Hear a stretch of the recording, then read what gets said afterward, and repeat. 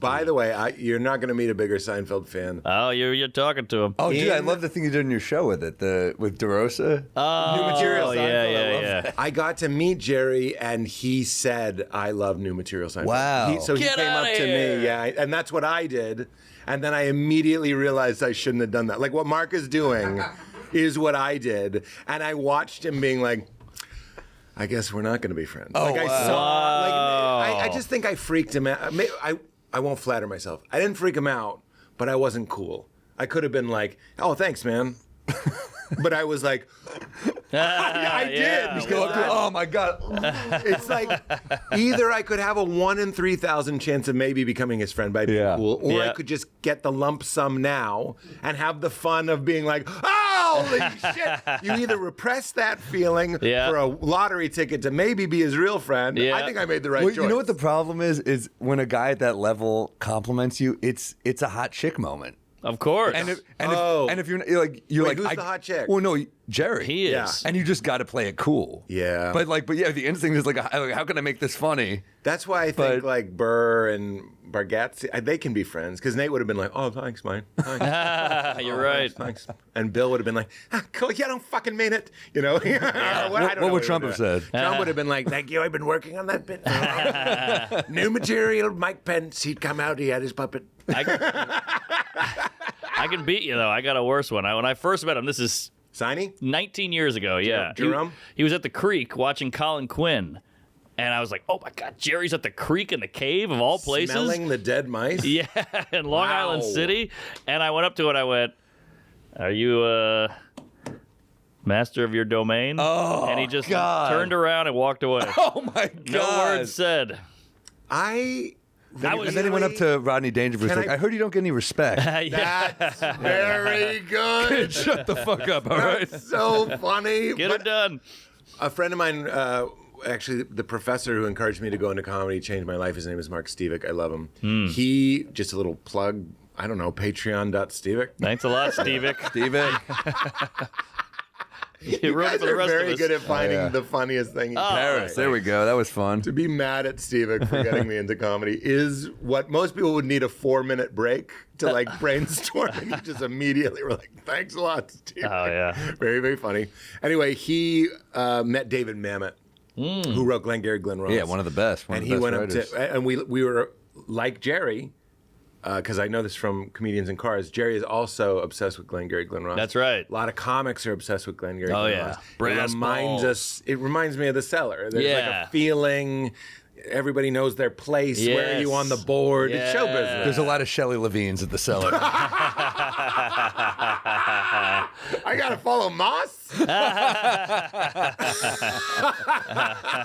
And there's a lot of Williamsons. Oh, yeah. There's a lot of like gatekeeping, kind of like why do I have to listen to this person, especially when you're coming up? Yeah. But anyway, he goes up to Mamet and he goes, "Have you made your decision for Christ?" Which is a line from Alec Baldwin's speech. He goes, "Always be closing." Yeah. A always be. I think. Yeah. AIDA. Yeah, Colin Quinn comes in, falafels for closes, you fucking pussies. But he took the same swing you did. I think it also fell flat, but at least you had that micro moment. And now we're cool. So I was like 23. you know him. You got it out of the way, and now he gets you, and like he loves you, dude. I mean, he really, it's cool, but He's coming on here.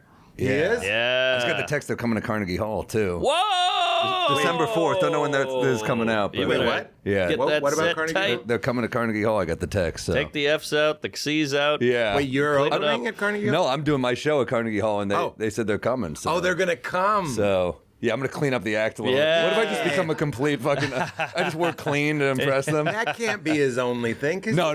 You say dirty words. No, yeah. we're kidding. He loves Bernie Mac and I Richard remember Pryor. Roger Hales. Remember Roger Hales? Sure, yeah. Best looking guy in comedy. The best looking Handsome guy. dude. I remember his bits. I could do. Me too. I remember some of those bits, too. Yeah, some We're great going to get ones. you a blazer. Hell yeah, you are. Yeah, it sounds cooler Blazer than it is. sounds cooler than it is. How nervous are you being Jerry's friend? Because when I've known people, and a few times in my life I've been getting close with a super famous person. Oh, yeah. And I notice that everyone in their friend group is terrified of being cut.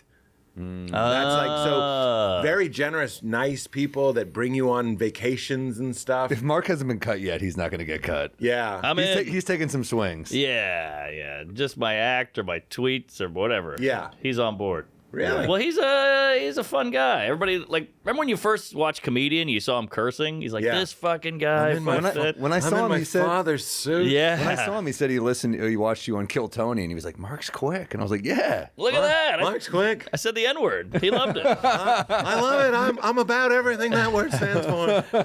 I get to, because Neil Brennan is one of my close friends, and he's friends with Jerry.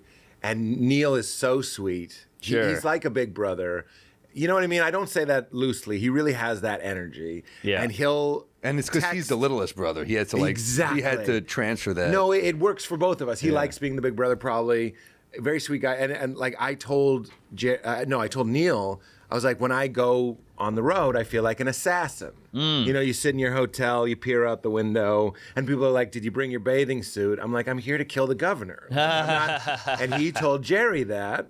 And then he told me that Jerry loved it, and then Jerry added, you open up the case, there's the foam with the microphone cut out. And I was like, yes. I'm sorry. Jerry's building on my bit. I love this very, That's amazing. very much. Wow. I also had a moment where I asked a friend was over my house. She's female. I think that's important. And I had a letter that I needed to mail.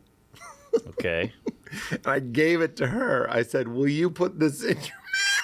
I just said, I'm about to leave town. Will you put that in your outgoing mail? Will you put a stamp on it and mail it for me? A stamp, too, is a big ask. Yep, that's an important. In this day and age, it's very annoying. Maybe I had the stamp. I'm not just backing it Okay. up. I had the stamp, and I said, will you put that in your outgoing mail? And she took such offense. And I was like, I'm leaving town. You can just put it in. Like, so I felt like it was Curb. Carol Leifer does my podcast. She tells Larry that. And Larry was on my side. And I was like, Stamp or no stamp's a big part of this story. There was a stamp. Okay, well then you're in the right. Pretty good stamp. This Good stamp. is big. It was Pretty big. good stamp. That's the kind of, I'm like the hub of the wheel.